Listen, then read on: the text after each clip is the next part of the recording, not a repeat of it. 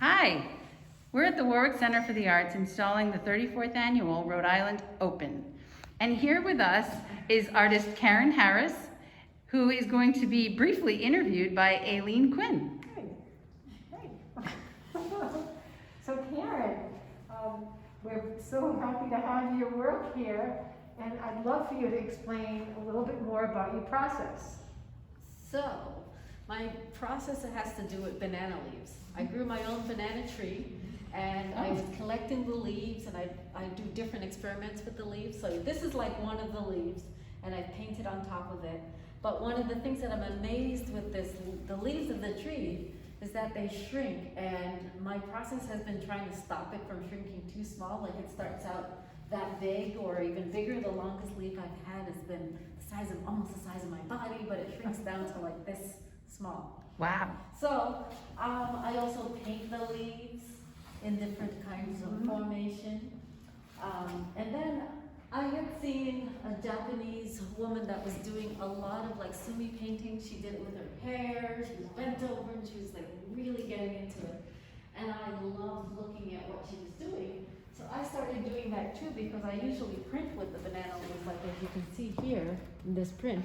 I print with the leaves, and then I also paint with watercolors, and then I texture the paper as well. So it's a process, and it's an enjoyable process because it's a very focused process.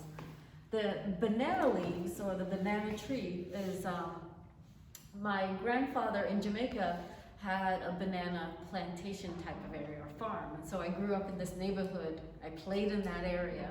And then my mom immigrated to America and left us in Jamaica. And then I stayed with my grandparents during that time.